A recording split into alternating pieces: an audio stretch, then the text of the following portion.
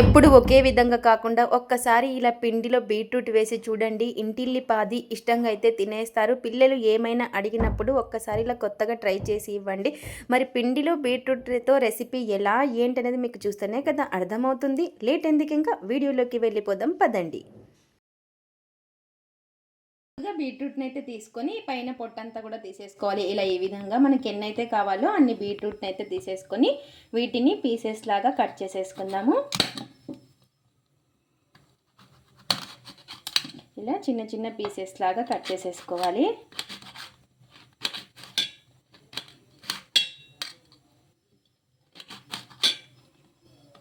ఇలా ఈ విధంగా చిన్న చిన్నగా కట్ చేసుకుంటే మనం మిక్సీ పట్టుకునేటప్పుడు తొందరగా మెత్తగా అయిపోతాయి. ఇలా ఈ విధంగా చిన్నగా కట్ చేసేసుకున్న తర్వాత ఇప్పుడు ఒక మిక్సీ జార్ అయితే తీసేసుకుందాం. ఇప్పుడు కట్ చేసుకున్న బీట్రూట్ని మిక్సీ జార్లోకి అయితే వేసుకోవాలి. ఇలా అన్నీ కూడాను వేసేసుకొని కొంచెం నీళ్ళు అయితే వేసుకోవాలి. కొద్దిగా మరీ ఎక్కువ లేదు. ఇలా నీళ్ళు అనేది కొంచెం వేసుకొని మెత్తగా మిక్సీ పట్టేసుకుందాం.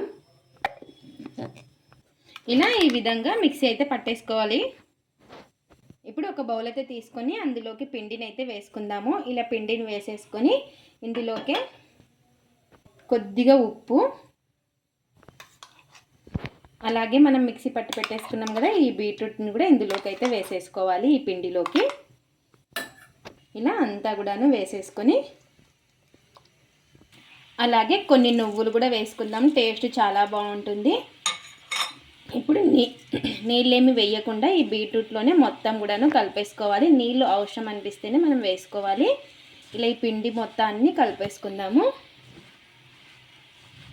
ముందుగా నీళ్ళేమి వేయకూడదు.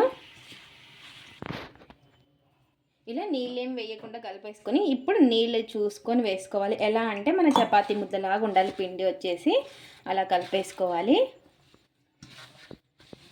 చాలా అంటే చాలా బాగుంటుంది. Healthy recipe. పిల్లలు పెద్దలు అయితే ఇష్టంగా అయితే తినేస్తారు. ఇలా ఈ విధంగా బాగా చపాతీ ముద్దలాగా కలిపేసుకోవాలి. ఇలా కలిపేసుకొని ఇప్పుడు ఒక 10 నిమిషాలు అయితే రెస్ట్ అయితే ఇచ్చేద్దాము. ఇలా నానబెట్టేసుకొని పిండిని చూసారు కదా ఈ విధంగా ఉండాలి పిండి వచ్చేసి. ఇలా ఒక 10 నిమిషాలు రెస్ట్ అయితే ఇచ్చేద్దాం. ఇప్పుడు ఒక బౌల్ అయితే పెట్టేసుకొని అందులోకి ఒక కప్పు చక్కెరని అయితే వేసుకోవాలి. చిన్న కప్పుతో ఇలా కప్పు చక్కెరను వేసుకొని ఇందులోకే ఒక హాఫ్ కప్పు నీళ్ళు, ఇందులోకే ఒక హాఫ్ కప్పు నీళ్ళు కూడా వేసేసుకుందాము. ఇలా వేసేసుకొని మొత్తం ఒకసారి కలిపేసుకోవాలి. ఇప్పుడు ఈ చక్కెర అంతా కూడాను కరిగి తీగపాకం లాగా రావాలి. ఇలా చక్కెర అంతా మొత్తం కరిగిపోయిన తర్వాత మనకి పట్టుకుంటే తీగపాకం లాగా ఉండాలి. అలా ఆ విధంగా ఉన్నప్పుడు ఇంకా గ్యాస్ అయితే ఆఫ్ చేసేసుకుందాము. ఇందులోకే కొద్దిగా ఇలాచి కూడా వేసుకుంటున్నాను. ఇలా ఇలాచి కూడా వేసేసుకొని తీగపాకం వచ్చిన తర్వాత ఇంకా ఆఫ్ చేసేసుకోవడమే. ఇలా ఇంకా ఆఫ్ చేసేసుకున్న తర్వాత ఇంకా ఈలోపు మనకు పిండి కూడా నానిపోయి ఉంటుంది. ఇంకా మిగతా ప్రాసెస్ అయితే చూసేద్దాం. ఇంకా ఇక్కడ వచ్చేసి 10 నిమిషాల తర్వాత మనకి పిండి కూడా బాగా సాఫ్ట్గా నానిపోయి ఉంటుంది. చూసారు కదా ఇలా ఈ విధంగా బాగా కలిపేసుకున్న తర్వాత ఇప్పుడు చిన్న సైజు పిండి ముద్దనైతే తీసేసుకోవాలి. ఇలా ఈ విధంగా తీసేసుకొని ఇంకా అన్నీ కూడాను ఇలా చేసి పెట్టేసుకోవాలి. మనకి ఎన్నైతే ఉన్నాయో ఇంకా అన్నీ ఆ విధంగా చేసేసుకోవాలి. పిల్లలు ఏమైనా స్వీట్ అడిగినప్పుడు వెంటనే ఇలా హెల్తీగా చేసి ఇవ్వచ్చు. చాలా బాగుంటుంది. ఇలా ఈ విధంగా ఇంకా మనకి ఎన్నైతే ఉన్నాయో అన్నీ ఈ విధంగా చేసి పెట్టేసుకుందాము. ఇలా ఈ విధంగా చేసి పెట్టేసుకొని ఇప్పుడు ఒక పిండి ముద్దనైతే తీసేసుకుందాము. ఇప్పుడు కొంచెం నూనె అయితే అప్లై చేసేసుకొని ఇప్పుడు పిండి ముద్దనైతే పెట్టేసుకోవాలి. ఈ విధంగా ఇలా పెట్టేసుకొని ఇంకా చపాతీ కర్రతో మీరు కావాలంటే పిండితో అయినా ఒత్తుకోవచ్చు. ఇలా ఈ విధంగా మందంగా ఉండకూడదు, పతలాగా ఒత్తేసుకోవాలి.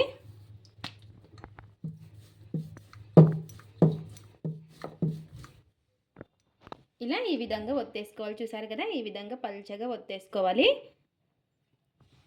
ఇలా ఒక ప్లేట్లో అయితే పెట్టేసుకుందాము. అలాగే ఇంకోటి అయితే తీసేసుకొని ఇంకా ఇది కూడా ఇందాక ఇలా ఒత్తేసుకున్నాము అలా పల్చగా ఒత్తేసుకోవాలి. ఆయిల్ కానీ పిండి కానీ మీ ఇష్టం ఏదైనా వేసుకోవచ్చు. పిండితో అయినా ఒత్తేసుకోవచ్చు. ఇలా రౌండ్గా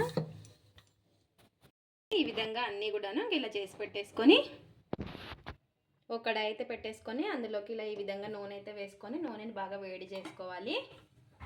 ఇలా నూనె బాగా వేడెక్కిన తర్వాత ఇందులోకి అయితే వేసేసుకోవాలి. ఇలా ఒక సైడ్ బాగా కొంచెం కాలిన తర్వాత వెంటనే ఇంకో సైడ్ అయితే తిప్పేసుకోవాలి. మరీ ఎక్కువ మాడిపోయేటట్టు చేసుకోకూడదు. ఇలా ఈ విధంగా కొంచెం రెండు వైపులా కొంచెం కాలేలాగా చేసేసుకొని వెంటనే తీసేసుకోవడమే. ఇలా నూనె అంతా పోయే వరకు పెట్టేసుకోవాలి. నూనె అంతా పోయిన తర్వాత ఇంకా ప్లేట్లు అయితే పెట్టేసుకుందాం. అలాగే ఇంకోటి కూడా వేసేసుకొని ఇందాక మనం ఇంకా ఎలా ఫ్రై చేసేసుకున్నామో అలా చేసేసుకోవాలి. ఇలా వెంటనే ఇంకో సైడ్ అయితే తిప్పేసుకొని ఇలా కొంచెం కాలితే చాలు, మరీ ఎక్కువ ఫ్రై కాకూడదు. ఇలా ఇంకా వెంటనే తీసేసుకోవడమే. ఇలా ఈ విధంగా అన్నీ కూడాను తీసి ప్లేట్లు అయితే పెట్టేసుకుందాం. ఇంకా ఈ విధంగా అన్నీ చేసి పెట్టేసుకున్న తర్వాత ఇలా ఇంకొకటైతే తీసేసుకొని పూరిని ఈ విధంగా పైన మనము చక్కెర పాకం పట్టేసుకున్నాం కదా, ఇదైతే ఈ విధంగా అప్లై చేసేసుకోవాలి. అంతా కూడాను ఈ విధంగా ఇలాగా ఇంకా రెండు వైపులా అప్లై చేసేసుకొని ఇలా ఇంకా ఫోల్డ్ చేసేసుకోవడమే. ఇంకా ఇలాగే మనకి ఎన్నైతే ఉన్నాయో అన్నీ ఈ విధంగా అప్లై చేసేసుకొని రెడీ చేసేసుకోవడమే.